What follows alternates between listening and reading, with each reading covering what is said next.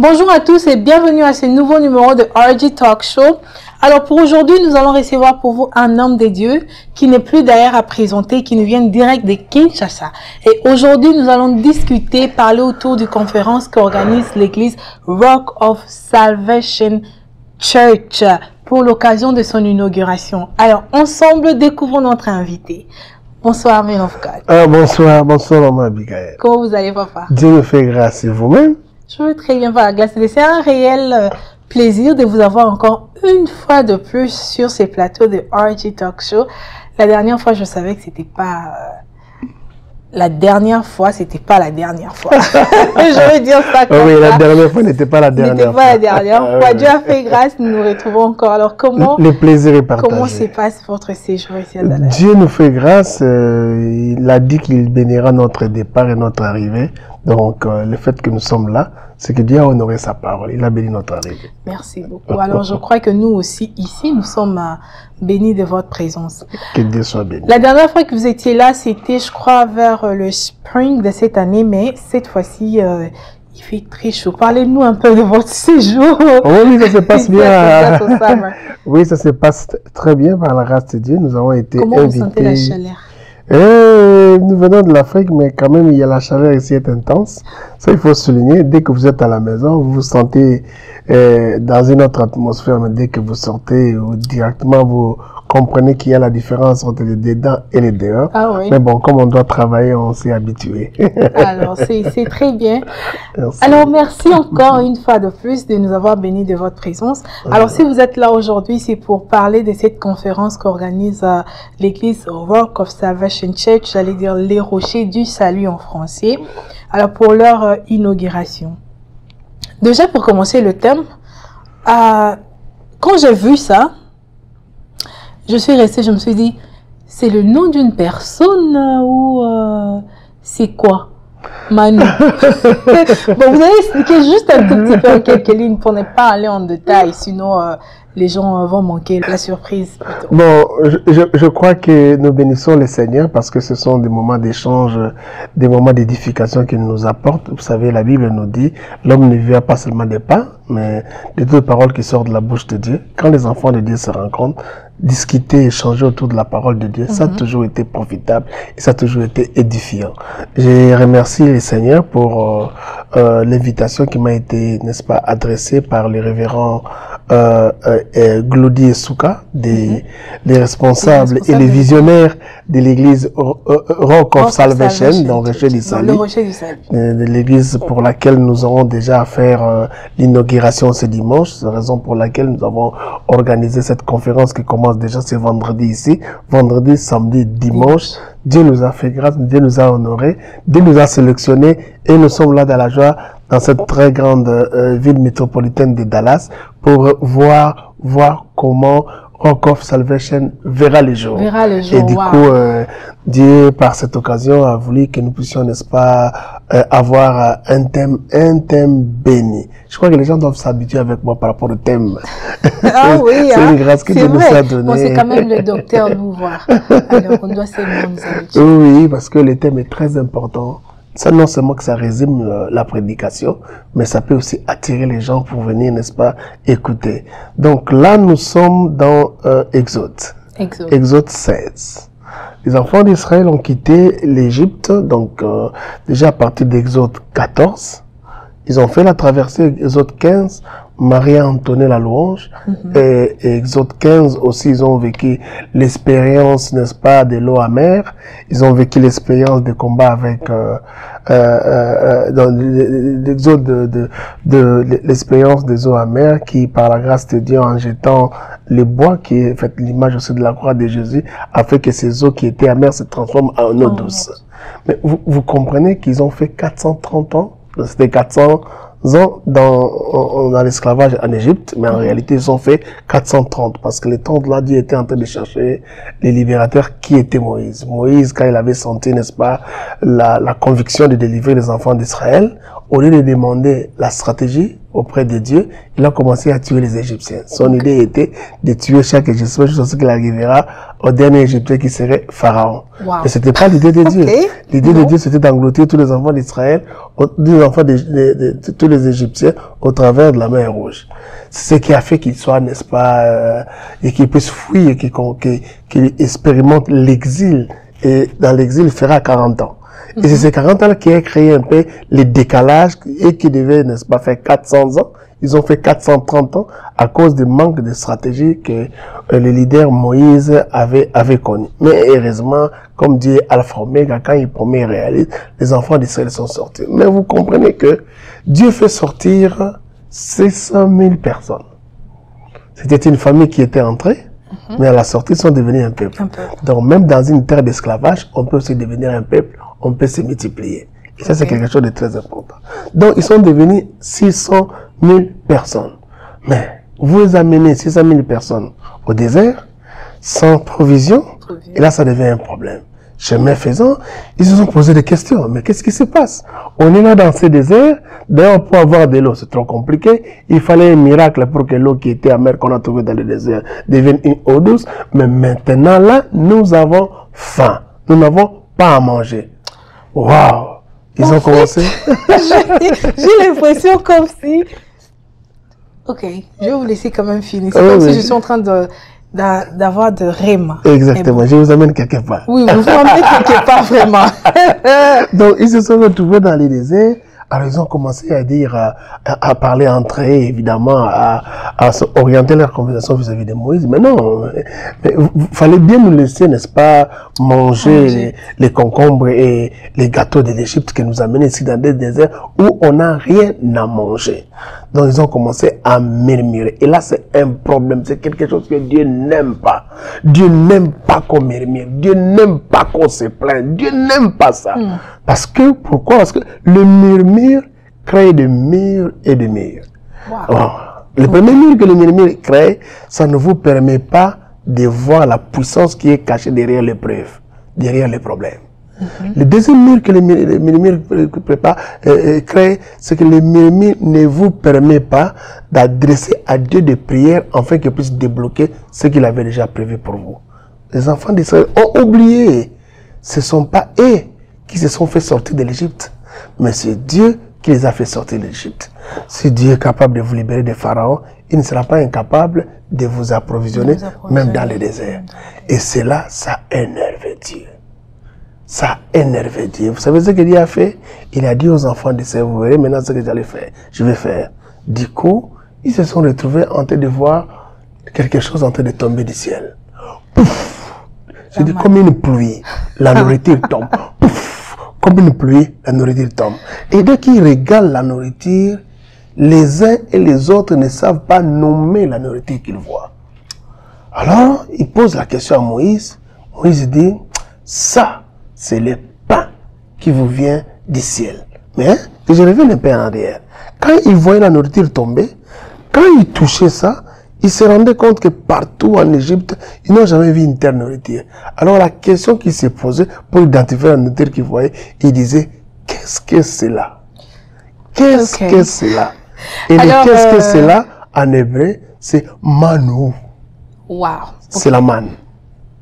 Ok, on va plus aller en détail, sinon les gens risqueront d'avoir déjà l'idée de à quoi s'attendre demain. Mais bon, Manou, qu'est-ce que c'est? Okay. Alors, le docteur Louvois, moi j'ai une question. En 2019, vous étiez ici et vous avez aussi organisé, je crois, le phénomène aussi avec le pasteur Glody qui était Raglo, la génération de jeunes lions. Je n'ai jamais oublié ça parce que c'était vraiment du wow. Mais par rapport à cet événement, cette conférence qui est l'inauguration de le Rocher du Salut, c'est quoi la particularité du message que vous allez apporter, je crois c'est 3 jours, le 15, le 16 et le 17, par rapport à l'inauguration de l'église? J'invite beaucoup de gens, il y a beaucoup de surprises. Parce que là où Dieu est présent, il y a toujours des surprises. Je vais vous dire quelque chose. Les matins, quand les anges, évidemment au ciel, il n'y a pas le matin et le soir, je suis en train de m'imaginer. Quand les anges, il voit Dieu. Il dit Saint, Saint, Saint. Il revient encore. Saint, Saint, Saint. Il y a même certaines personnes, quand ils voient Saint, Saint, Saint, ils disent que Dieu est trois fois saint. Dieu n'est pas trois fois saint. Ça dit que les mots en hébreu, même en grec, comme ça a été écrit, on dit Saint, Saint, Saint, 3 points de suspension. Il est tellement saint qu'on ne sait pas tout dire, qu'on ne sait pas tout annoncer. Il est tellement saint. Or, le mot saint, ça veut dire quoi? Le mot saint veut dire mis à part, différent. Donc, quand il regarde Dieu, il se rend compte qu'il est différent, il jette les couronnes. Après avoir jeté les couronnes, Dieu lui remet les couronnes. Quand il regarde encore, il se rend compte qu'il est différent de ce qu'il était hier. Il dit Saint, Saint, Saint. Il revient encore, il est différent de ce qu'il était avant-hier. Donc, c'est comme ça que Dieu est. Il est dans une dimension de grandeur que même le vocabulaire ne peut même pas l'identifier, le prononcer. Et c'est ce que notre Dieu est capable de faire. Donc, quand il s'agit de Dieu, il faut toujours vous attendre à quelque chose de différent, à quelque chose de particulier. Nous ne sommes pas là pour vous demander de venir rencontrer un homme, mais nous sommes là pour vous demander de venir rencontrer Dieu. Mais ce qui est différent, et ce que j'aimerais dire maintenant, en Égypte, ils mangeaient le pain. Et les pains qu'ils ont regrettés, là, c'était les pains de l'esclavage. Ouais. Mais au désert, ils n'ont pas mangé le pain de l'esclavage. Ils ont mangé le pain que Dieu mange, parce que c'est venu du ciel. Ce qui est grave, beaucoup de gens, quand ils lisent Genèse, ils apprennent que Dieu s'est reposé le 7e jour. Mais la manne qui était tombée du ciel, qui l'a préparée? Dieu est sorti de son repos pour donner la provision à son peuple. Ok. C'est tellement, ça sera tellement des moments fabuleux. Et je demande à tous les amis d'être là. Pendant 3 jours, nous allons manger la parole de Dieu. Donc, nous allons brouter la parole de Dieu. Nous allons, je sais pas, écraser la parole de Dieu. Et je demande à tous les amis d'être là. Et là où la parole de Dieu est prêchée, les miracles sont toujours au rendez-vous. Et c'est vraiment le plus grand événement de ce week-end ici. Et je demanderai à tous les amis de venir. Ok. Alors, pour tous ces enfants de Dieu qui sont en train de nous suivre, vous avez un message très particulier à annoncer? Je leur annonce que Dieu fait chaque chose à son temps. Et nous sommes là au mois de juillet, qui est le 7e mois. Donc, le chiffre 7, c'est le chiffre de la plénitude. Je crois qu'ils ont tout intérêt, n'est-ce pas, à venir et aussi de leur présence dans cette grande activité. Dieu va faire en sorte que tout ce qui était imparfait devienne parfait, tout ce qui manquait devienne plein, et je crois que Dieu va les combler. Je demande à tous les serviteurs de Dieu, à tous les ministres de Dieu, et à tous les enfants de Dieu, même à ceux qui sont des païens. Donc, je leur demande, sans aucune barrière dénominationnelle, confessionnelle, spirituelle ou religieuse, de venir autour de la parole de Dieu, autour de Dieu, pour venir écouter cette parole. Il y a des grandes choses que le Seigneur nous a promis durant ces 3 jours. C'est la raison pour laquelle nous sommes déplacés de loin pour leur édifier, pour leur apporter les messages que Dieu a mis dans notre cœur. Quand vous avez lancé l'appel pour les hommes de Dieu, le ministre de Dieu, il y a quelque chose qui m'a toujours dérangé. On sait voir que quand d'autres, je peux dire d'autres églises ou d'autres pasteurs organisent de conférences ou de moments genre dans la présence de Dieu, il y a toujours de ces pasteurs-là qui ne pensent pas, ou je peux dire qui ne viennent pas supporter et encourager. Il y a même de ceux-là qui interdisent, ou je peux dire qui se fâchent s'ils apprennent que leurs fidèles étaient partis pour supporter l'autre église. Qu'est-ce que vous pouvez dire par rapport à cela? Nous sommes en train de vivre une vague, je crois que nous parlions de cela avec beaucoup d'amis déjà à partir de Kinshasa. On doit quand même suivre le côté positif de ce que nous remarquons chez les églises anglophones. Okay. Et les églises anglophones savent se soutenir. Ils ont brisé, n'est-ce pas, la barrière et ces grands démons de l'égoïsme. Ils ont appris que nous servons un seul Dieu, nous sommes dans un même corps et nous avons le devoir de nous soutenir pour devenir un peu plus forts. Et ça, c'est quelque chose de très important. Parce que celui qui soutient un autre, les jours qu'il aura aussi besoin des autres, on le soutiendra parce que c'est un principe.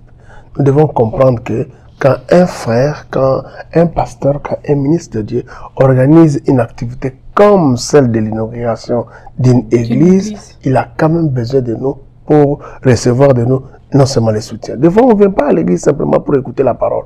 On vient aussi pour encourager. Il y a certaines présences qui encouragent, n'est-ce pas, les frères, les sœurs, les hommes de Dieu, ainsi que les ministres de Dieu. Et je crois que si réellement nous avons le même esprit, ça serait intéressant pour nous, n'est-ce pas, de venir soutenir. Vous savez que quand on avait, n'est-ce pas, pris la décision d'aller tuer David par ses propres frères, Judas est sorti, il a dit non, non, non, non, non. Il a notre sang. Nous partageons les mêmes sangs, nous ne pouvons pas les tuer, vaut mieux les vendre. Nous devons comprendre qu'au-delà de nos origines, au-delà de nos églises dénominationnelles, nous avons le même sang qui est le sang de Jésus. Et nous avons cette responsabilité, cette obligation d'apprendre à nous secourir, à nous soutenir et à nous encourager. C'est la raison pour laquelle j'appelle tous les amis qui sont ici à Dallas. Vraiment, c'est un vendredi, un samedi, un dimanche pour que vous ne puissiez pas, avoir un argument. Non, j'avais culte. Si tu as le culte le vendredi, je ne pense pas que tu en auras le dimanche.